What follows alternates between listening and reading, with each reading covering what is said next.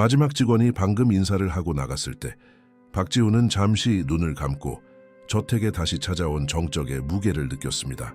사무실의 넓은 창문 너머로 서울의 밤을 수놓은 이웃집들의 장식 조명이 반짝이며 크리스마스 이브임을 상기시켰습니다. 그는 검은 머리카락을 손가락으로 쓸어 넘기며 한숨을 내쉬고는 완벽하게 다려진 셔츠의 첫 번째 단추를 풀었습니다. 마호가니 책상 서랍을 열어 수입 싱글 몰트 위스키 한 병을 꺼냈습니다. 오늘 밤 그의 유일한 친구가 될 예정이었습니다. 이런 감동적인 이야기를 좋아하신다면 저희 채널을 구독해 주시고 어디에서 시청하시는지 댓글로 남겨주세요. 저희 작업에 큰 힘이 됩니다. 신뢰합니다, 대표님. 반쯤 열린 문에서 부드러운 목소리가 들려와 그를 살짝 놀라게 했습니다. 가기 전에 더 필요하신 것이 있는지 확인해도 될까요? 박지훈은 고개를 들어 문 앞에 두 손을 공손히 모으고 서 있는 김민서를 발견했습니다.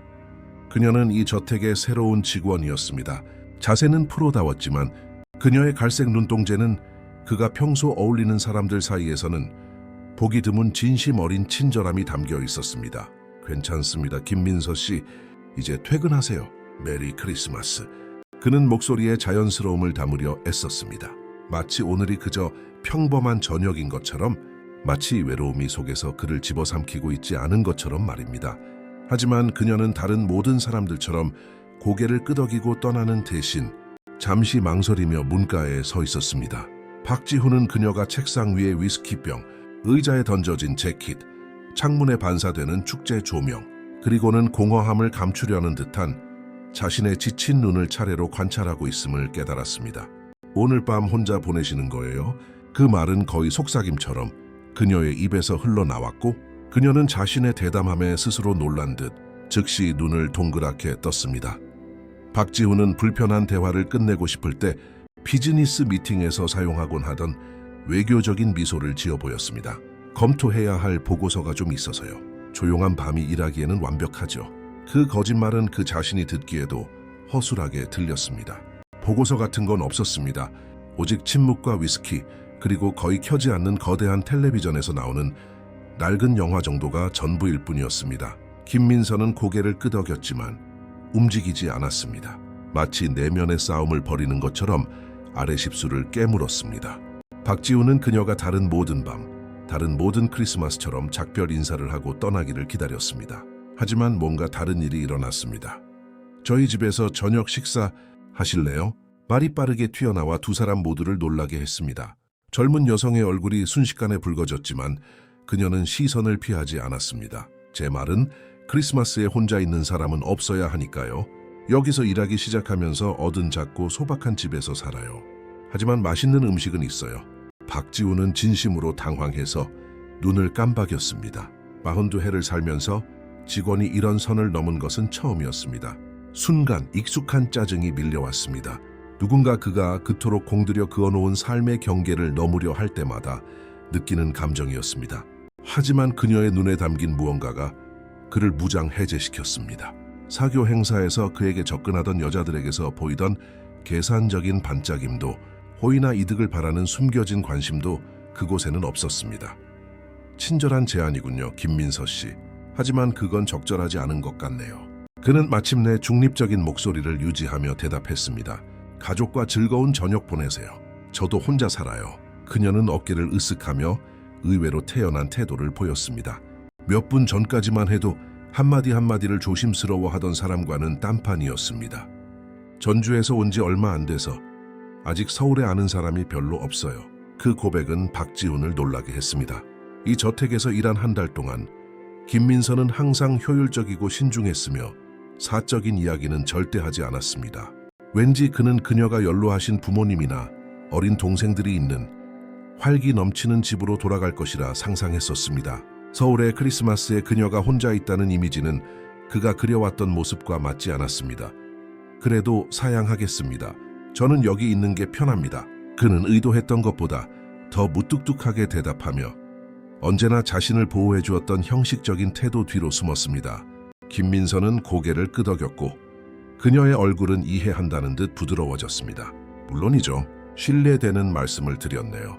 그녀는 몸을 돌려 나가려다 문손잡이를 잡은 채 멈췄습니다. 혹시 마음 바뀌시면 망원동 희망길 87번지예요. 입구에 라일락 나무가 있는 노란색 집이에요. 그리고 그녀는 떠났습니다. 박지훈은 익숙한 외로움과는 또 다른 이상한 공허함에 휩싸였습니다. 그는 위스키 잔을 들고 창가로 걸어가 도시의 광공해에도 불구하고 희미하게 빛나고 있는 별 몇 개를 바라보았습니다. 한남동 높은 지대에 위치한 그의 집에서는 도시의 일부가 발 아래로 펼쳐져 수백만 개의 이야기가 진행 중인 빛의 융단처럼 보였습니다.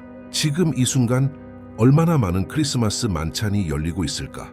얼마나 많은 가족이 모이고 친구들이 건배하며 아이들이 선물을 기다리고 있을까? 박지훈은 거의 20년 전 부모님을 여인 이후로 크리스마스를 기념하지 않았습니다. 경력 초반 훗날 국내 최대 건설사 중 하나가 될 회사를 막 키우던 시절에는 축제를 피하기 위한 핑계로 이를 사용했습니다. 시간이 지나면서 외로움은 습관이 되었고 편안한 안식처가 되었습니다. 드물게 시도했던 진지한 관계들은 항상 똑같은 방식으로 끝났습니다. 여자들은 그의 사람이 아닌 그의 재산을 보았습니다. 그는 위스키를 한 모금 마시며 저 아래 거리에서 손을 잡고 걸어가는 연인을 바라보았습니다. 아마도 어떤 축하 행사에 가는 중일 것입니다. 남자는 선물 꾸러미를 들고 있었고 여자는 남자가 한 말에 웃고 있었습니다. 너무나 평범하고 너무나 닿을 수 없는 풍경이었습니다. 전화벨이 울려 그를 생각에서 벗어나게 했습니다. 15년지기 동업자인 서구였습니다. 이봐 지훈아, 아직 우리 집에 들를 시간 있어. 아내가 자네가 좋아하는 칠면조 요리했는데 아이들이 대부님 언제 오시냐고 계속 묻네. 박지훈은 희미하게 미소 지었습니다. 매년 똑같은 초대, 똑같은 정중한 거절. 고맙네 서구야. 하지만 난 그냥 여기 있을게. 내일 얘기하지. 자네도 언젠가는 그 저택에서 나와야 할 텐데 알아? 서구의 목소리에는 걱정과 체념이 섞여 있었습니다. 어쨌든 메리 크리스마스 친구 또한 전화를 끊은 후 박지훈은 다시 창가로 돌아갔습니다. 가느다란 비가 내리기 시작하며 도시의 다채로운 불빛을 반사했습니다. 42살의 자신의 삶이 이럴 것이라고는 상상하지 못했습니다. 직업적인 성공은 어떤 물질적인 것으로도 채울 수 없는 개인적인 공허함과 함께 찾아왔습니다. 김민서의 얼굴이 다시 떠올랐습니다.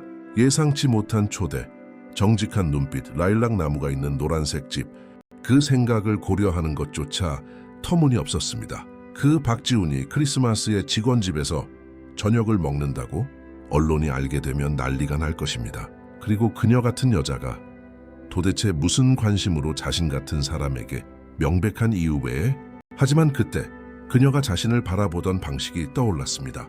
백만장자, 상사, 사교계에서 탐내는 독신남이 아니라 크리스마스 밤에 혼자 있지 않아야 할 한 사람으로 바라보던 그 눈빛이 시계가 8시 47분을 가리키고 있을 때 박지훈은 설명할 수 없는 충동에 이끌려 차 열쇠를 집어들었습니다. 정장을 좀 더 편한 옷으로 갈아입을까 생각했지만 망설이다가 마음이 바뀔까봐 두려웠습니다. 그는 운전기사 없이 직접 나가겠다고 했을 때 놀라움을 감추지 못하는 경비원의 시선을 무시하고 차고를 빠져나왔습니다. 크리스마스 이브 밤답게 교통은 한산했습니다. 조명과 장식으로 꾸며진 거리는 마지막 순간에 쇼핑을 하는 몇몇 사람들을 제외하고는 거의 텅 비어 있었습니다. 박지훈은 망원동으로 가는 길을 안내하는 내비게이션을 따라 기계적으로 운전했습니다. 부유한 동네를 벗어날수록 풍경은 서서히 변했습니다. 호화로운 건물들은 더 소박한 건물들로, 거리는 더 좁은 골목들로 바뀌었습니다. 그가 익숙하게 다니던 서울과는 다른 모습이었습니다. 마침내 희망길에 도착했을 때는 빗줄기가 굵어졌습니다. 박지훈은 속도를 줄이며 800번지를 찾았습니다. 문득 자신이 한심하게 느껴졌습니다. 여기서 뭘 하고 있는 걸까? 그녀가 문을 열면 뭐라고 말할까? 자신의 존재, 이 설명할 수 없는 충동을 어떻게 설명할까? 박차를 돌리려던 참에 라일락 나무가 있는 노란색 집을 발견했습니다. 작지만 잘 관리된 집이었습니다. 앞쪽 창문은 알록달록한 조명으로 장식되어 있었고 반쯤 열린 커튼 사이로 작은 크리스마스 트리가 보였습니다. 그는 동네와 전혀 어울리지 않는 수입차를 몇 미터 떨어진 곳에 주차했습니다. 운전대에 손을 얹은 채 떠나고 싶은 마음과 설명할 수 없는 호기심 사이에서 갈등하며 몇 분간 앉아 있었습니다. 집창, 문 너머로 사람의 그림자가 움직이는 것이 보였습니다. 아마도 김민서가 혼자만의 저녁 식사를 준비하고 있는 듯했습니다. 그 모습은 그의 내면에 무언가를 일깨웠습니다. 일종의 동질감, 거울을 보는 듯한 느낌이었습니다. 그는 심호흡을 하고 엔진을 끄고 차에서 내렸습니다. 비는 이제 더 세차게 내리며 그의 이탈리아제 정장을 순식간에 적셨습니다. 그는 마치 자신의 경력에서 가장 중요한 협상을 앞둔 사람처럼 무슨 말을 할지 머릿속으로 연습하며 작은 녹색 문으로 걸어갔습니다. 마음이 바뀌기 전에 초인종을 눌렀습니다. 안쪽에서 발소리가 들려왔습니다. 누구세요? 익숙한 목소리가 문 뒤에서 들려왔습니다. 저예요, 박지훈입니다. 그는 이상하게도 자신이 무방비하게 느껴지며 대답했습니다. 마음이 바뀌어서요. 문이 열리고 김민서의 얼굴에는 처음에는 놀라움이, 그 다음에는 눈을 환하게 밝히는 진심 어린 미소가 떠올랐습니다. 그녀는 저택에서 입던 단정한 유니폼과는 달리 평범한 청바지와 빨간색 블라우스를 입고 있었습니다. 집 안에서 풍기는 집밥 냄새가 박지훈이 아직 간직하고 있는 줄도 몰랐던 기억들을 불러일으켰습니다. 피 맞으셨네요. 그녀가 문을 활짝 열며 외쳤습니다. 어서 들어오세요. 감기 걸리겠어요. 박지훈은 그 문턱을 넘는 것이 마치 그의 삶에 보이지 않는 경계선을 넘는 것을 의미하는 듯 잠시 망설였습니다. 집은 작고 아늑했으며 밝은 톤의 벽과 소박하지만 정성 들인 장식으로 꾸며져 있었습니다. 방 한 구석에는 그의 저택을 장식한 비인격적인 장식품들과는 달리 하나하나 고른 듯한 알록달록한 장식들이 달린 아담한 크리스마스 트리가 있었습니다. 이렇게 불쑥 찾아와서 미안합니다. 그는 전례 없이 어색함을 느끼며 말했습니다. 전화를 했어야 했는데. 전화하셨으면 안 믿었을 거예요. 그녀가 놀랍도록 자연스럽게 대답하며 등 뒤에 문을 닫았습니다. 잠시만요. 김민서는 복도 너머로 사라졌다가 깨끗한 수건을 들고 돌아와 그에게 스스럼 없이 건넸습니다. 머리 말리세요. 폐렴 걸리겠어요. 그리고 그 정장 옷 말리는 동안 입으실 만한 가운이 있을지도 몰라요. 상황이 너무나 기이해서 박지훈은 웃음이 나올 뻔했습니다. 수십 벌의 맞춤형 이탈리아 정장을 소유한 그가 직원 집에서 빌린 가운을 입기 직전이었습니다. 신경 쓰지 마세요. 그는 수건으로 머리를 털며 말했습니다. 이대로 괜찮습니다. 그러시다면 적어도 재킷은 벗으세요. 제가 좀 말려드릴까요? 그녀가 손을 내밀었고 박지훈은 잠시 망설인 끝에 흠뻑 젖은 재킷을 건넸습니다. 앉으세요. 와인 좀 드릴까요? 대표님이 드시는 것만큼 수입은 아니지만 맛있어요. 서울 오기 전에 전에 일하던 사장님께 선물 받은 거예요. 박지훈은 그녀가 작은 히터 근처 옷걸이에 재킷을 거는 모습을 지켜보며 고개를 끄덕였습니다. 그녀의 움직임에는 자연스러운 우아함, 저택에서 행동하던 모습과는 대조적인 조용한 자신감이 있었습니다. 이곳 그녀의 영역에서 그녀는 다른 사람이었습니다. 더 자유롭고 더 진실된 모습이었습니다. 오셨을 때 저녁 만들고 있었어요. 그녀가 작은 오픈형 주방으로 가며 말을 이었습니다. 거창한 건 아니에요. 갈비찜이요. 할머니께 배운 레시피예요. 저희 집 전통이거든요. 아니, 전통이었죠. 그녀의 목소리에 스쳐 지나간 한 줄기 우울함은 곧 그녀가 적포도주 2잔을 들고 돌아왔을 때 더 활기찬 어조로 바뀌었습니다. 전주에서 왔다고 했죠. 박지훈이 그녀가 건네는 잔을 받으며 말했습니다. 얼마나 됐어요? 6개월 됐어요. 김민서가 그의 맞은편 안락 의자에 앉으며 대답했습니다. 저 전주 한옥마을 근처에서 태어났어요. 아세요? 작고 역사적인 동네예요. 박지훈은 고개를 저었습니다. 파리, 뉴욕, 도쿄는 알았지만 전주의 역사적인 거리는 한 번도 가본 적이 없었습니다. 아름다운 곳이에요. 그녀의 눈이 추억으로 부드러워지며 말을 이었습니다. 돌담길 한옥들 오래된 성당, 할머니가 거기서 작은 민박을 하셨어요. 부모님이 돌아가신 후에 저를 키워주셨죠. 유감이네요. 박지훈은 그녀가 한 달 동안 자기 집에서 일했음에도 불구하고 그녀의 삶에 대해 전혀 몰랐다는 것을 깨달으며 말했습니다. 무슨 일이 있었나요? 제가 7살 때 교통사고였어요. 김민서가 와인을 한 모금 마시며 대답했습니다. 오늘처럼 비 오는 밤에 광주에서 돌아오시는 길이었대요. 트럭이 도로에서 미끄러졌고요. 그녀는 잠시 말을 멈췄지만 그녀의 얼굴에는 자기 연민이 아닌 고요한 수용이 어려 있었습니다. 할머니는 늘 삶이 우리에게 무언가를 주고 또 빼앗아 간다고 하셨어요. 비결은 우리가 가진 것을 가졌을 때 소중히 여기는 법을 아는 거래요. 박지훈은 그 말에 이상한 유대감을 느꼈습니다. 항상 더 많은 인수, 더 많은 부동산, 더 많은 계약, 더 많은 은행 잔고로 성공을 측정해온 그는 자신이 이미 가진 것을 소중히 여기기 위해 멈춰선 적이 거의 없었습니다. 그래서 서울에는 왜 오게 된 건가요? 그가 진심으로 궁금해하며 물었습니다. 할머니가 연초에 돌아가셨어요. 김민서가 설명했습니다. 민박에 빚이 좀 있었는데 제가 감당할 수가 없어서 팔아야 했어요.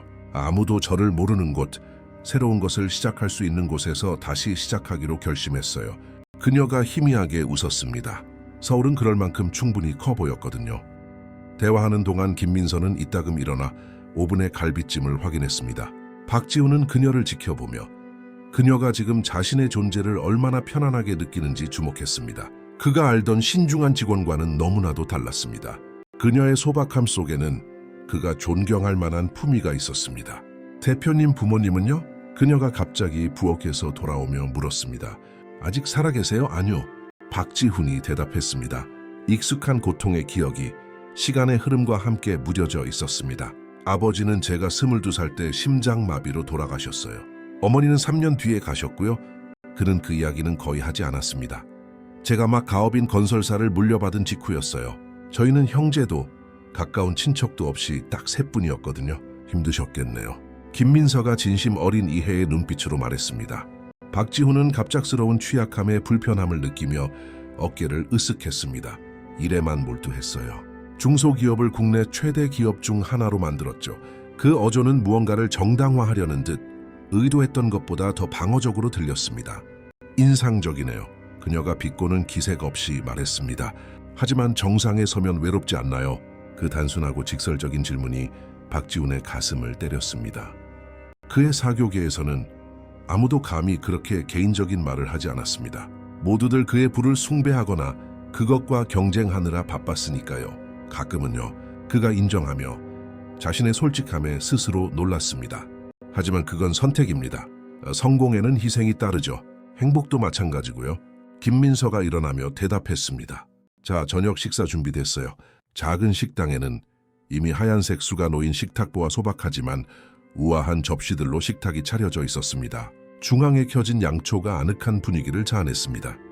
갈비찜 메인 요리 옆에는 밥, 구운 감자, 그리고 형형색색의 샐러드가 담긴 그릇이 놓여 있었습니다. 거창한 건 아니에요. 김민서가 약간 미안한 듯 말했습니다. 입에 맞으셨으면 좋겠네요. 끝없는 시식 메뉴가 나오는 별점 가득한 레스토랑에서의 저녁 식사에 익숙했던 박지훈은 친숙하고 위안이 되는 냄새에 위가 요동치는 것을 느꼈습니다. 정말 맛있어 보이네요.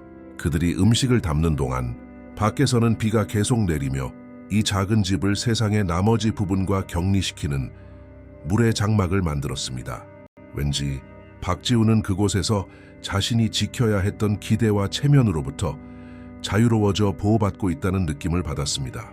그래서 박지훈 대표님으로 사는 건 어떤가요? 편안한 침묵 속에서 몇 분간 음식을 맛본 후 김민서가 물었습니다. 무슨 뜻이죠? 그가 그 질문에 흥미를 느끼며 물었습니다. 있잖아요, 성공한 사업가. 미용실에서 본 그 잡지에 따르면 서울에서 가장 탐나는 독신남이요. 그녀는 미소 지었지만 그녀의 말에는 악의가 아닌 순수한 호기심이 담겨 있었습니다. 박지훈은 와인을 마시다 사례가 들릴 뻔했습니다. 그 기사 읽었어요? 안 볼 수가 없었죠. 대표님 사진이 절반을 차지했는데요. 그녀가 고개를 갸웃거리며 그를 분석했습니다. 비록 지금 젖은 머리로 제 주방에 앉아있는 모습이 그 화보 속 모습보다 훨씬 더 현실적으로 보이긴 하지만요. 박지훈은 얼굴이 살짝 달아오르는 것을 느꼈습니다. 그런 기사들은 우습죠. 우리 홍보팀에서 고집을 부려서요. 그런데 왜 허락하세요? 질문은 단순했지만 깊이가 있었습니다. 그게 이 바닥의 룰이니까요. 그가 대답하며 그 정당화가 이 상황에서 얼마나 공허하게 들리는지 깨달았습니다. 인지도가 비즈니스를 가져오죠. 비즈니스는 돈을 가져오고요. 돈이 행복을 가져오나요? 그녀가 눈썹을 치켜올리며 말을 마쳤습니다. 안정을 가져오죠. 박지훈이 잠시 뜸을 들인 후 정정했습니다. 아버지가 돌아가셨을 때 회사가 부도 직전에 몰리고 채권자들이 문을 두드리던 그때 겪었던 일을 다시는 겪고 싶지 않아요. 김민서는 이해한다는 듯 고개를 끄덕였습니다. 알아요. 두려움은 강력한 동기가 될 수 있죠. 그녀는 잠시 멈췄습니다. 하지만 감옥이 될 수도 있어요. 어떤 판단도 담기지 않은 그 말이 박지훈을 생각에 잠기게 했습니다. 실제로 그의 삶 중 얼마나 많은 부분이 욕망이 아닌 두려움에 의해 움직여 왔을까? 통제력을 잃을까봐 실패할까봐, 마음을 열었다가 거절당하거나 돈 때문에 이용당할까봐 두려워했습니다. 이미 여러 번 그랬던 것처럼 김민서 씨는요? 그가 화제의 초점을 돌리며 물었습니다. 서울처럼 큰 도시에 혼자 있는 게 두렵지 않아요? 물론 두렵죠. 김민서가 솔직하게 대답했습니다. 하지만 두려움이 우리의 모든 선택을 좌우하게 두기에는 인생이 너무 짧다는 걸 배웠어요. 할머니는 매일 우리를 두렵게 하는 일을 한 가지씩은 해야 한다고 하셨죠. 그녀가 그를 똑바로 바라보며 미소 지었습니다. 오늘 제 상사에게 저녁 식사를 제안한 게 바로 그 일이었어요. 박지우는 답례로 미소를 짓지 않을 수 없었습니다. 그리고 저는 그 초대에 응했죠. 순간 두 사람 사이에 무언가가 오갔습니다. 상사와 직원이라는 관계를 넘어선 조용한 인식, 연결고리였습니다. 그들은 크리스마스 밤에 단지 식사뿐만 아니라 그들의 이야기와 취약함의 조각들을 나누는 외로운 두 사람이었을 뿐입니다. 밖에서는 비가 서서히 그치고 멀리서 들려오는 불꽃놀이 소리가 자정이 가까워지고 있음을 알렸습니다. 박지우는 손목시계를 보고 시간이 얼마나 흘렀는지에 놀랐습니다. 그의 저택에 있었다면 아마 위스키 두세 잔째를 마시며 텔레비전에서 하는 프로그램을 무심코 보다가 잠자리에 들 시간을 재고 있었을 것입니다. 크리스마스네요. 김민서도 시간을 알아차리고 말했습니다. 그녀가 잔을 들어 올렸습니다. 건배! 박지우는 잔을 들고 자기 앞에 있는 얼굴을 유심히 살폈습니다. 표현력이 풍부한 눈, 진심 어린 미소, 어떤 가식도 없는 모습, 항상 의도를 계산하고 미소를 의심해야 하는 세상에서 김민서는 신선한 공기 한 줄기 같았습니다. 새로운 시작을 위하여.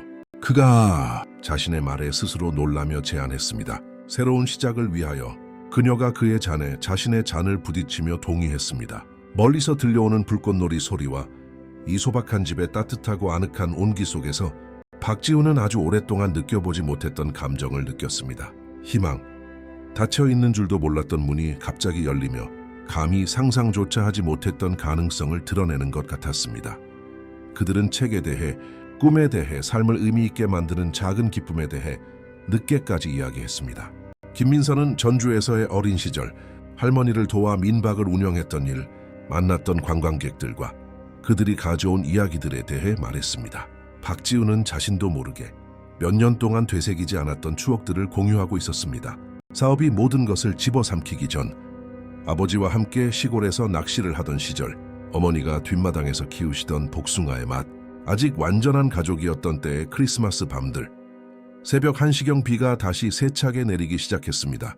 김민서가 걱정스럽게 창밖을 내다보았습니다. 비가 너무 많이 와요. 집에 돌아가시기 전에 비가 그칠 때까지 기다리는 게 좋겠어요. 박지우는 거절해야 한다는 것을, 머무는 것은 또 다른 보이지 않는 선을 넘는 것임을 알았습니다.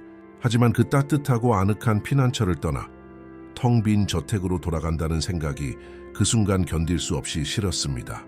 폐가 되지 않는다면요? 그가 마침내 말했습니다. 손님 방 있어요. 김민서가 일어나며 대답했습니다. 소박하지만 깨끗해요. 그리고 다음 날 아침은 두 사람 모두 예측할 수 없는 새로운 질문과 가능성, 그리고 변화의 시작을 가져올 것이었습니다.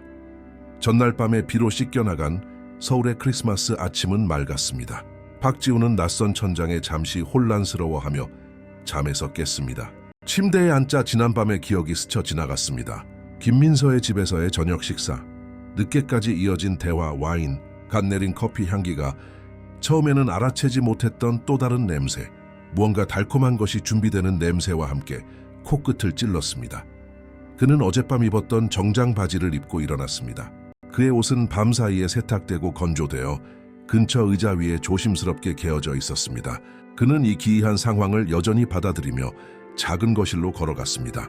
김민서가 주방에서 그에게 등을 보인 채 스토브에서 무언가를 젓고 있었습니다. 그녀는 수수한 운동복 바지와 흰색 티셔츠를 입고 머리는 무심하게 묶어 올린 모습이었습니다. 박지훈이 모르는 노래를 조용히 흥얼거리고 있었습니다. 좋은 아침입니다. 그가 왠지 모를 수줍음을 느끼며 말했습니다. 그녀가 돌아서며 미소 지었습니다. 좋은 아침이에요. 잘 주무셨어요? 놀라울 정도로 잘 잤습니다. 그는 솔직하게 대답했습니다. 이렇게 깊이 잠든 게 언제였는지 기억나지 않았습니다. 다행이네요. 호떡 만들고 있어요. 전주에서 크리스마스 아침에 먹던 전통 간식이에요. 기다리시는 동안 커피 한 잔 하시겠어요? 박지훈은 그녀가 작지만 체계적인 주방에서 능숙하게 움직이는 모습을 지켜보며 고개를 끄덕였습니다. 그녀의 단순한 움직임, 완벽하게 가식 없는 모습에는 매혹적인 무언가가 있었습니다. 휴대폰이 몇 번 울렸어요. 그녀가 그에게 진한 커피 한 잔을 건네며 말했습니다. 저기 작은 테이블 위에 있어요. 박지훈은 휴대폰을 집어들고 일련의 알림을 확인했습니다. 업무상 연락처에서 온 자동 축하 메시지, 잘 지내는지 묻는 서구의 메시지 몇 통, 그리고 개인 비서인 지수 씨의 부재중 전화 여러 통. 전형적이었습니다. 크리스마스에도 회사 일은 쉬지 않았습니다. 문제 있어요? 김민서가 그의 표정을 알아차리고 물었습니다. 급한 건 아니에요. 그가 휴대폰 전원을 끄고 옆으로 치우며 대답했습니다. 어쨌든 크리스마스였습니다. 어떤 상황이든 몇 시간은 기다릴 수 있었습니다. 그들은 작은 거실 테이블에 앉아 아침을 먹었습니다. 계피와 설탕이 뿌려진 황금빛 호떡은 박지훈에게 어린 시절의 추억, 부모님이 아직 살아계시던 먼 크리스마스의 기억을 떠올리게 했습니다. 이거 정말 맛있네요. 그가 처십을 베어 물고 말했습니다. 어머니가 비슷한 걸 만들어 주시곤 했어요. 김민서의 얼굴이 칭찬으로 환해졌습니다. 할머니 레시피예요. 할머니는 음식이 좋은 기억을 가져다주는 힘이 있다고 하셨어요. 그들은 몇 분간 조용히 식사를 했습니다. 박지훈을 놀라게 한 편안한 침묵이었습니다. 보통 침묵은 그를 불편하게 했습니다. 하지만 이곳에서의 침묵은 거의 명상적인 느낌을 주었습니다.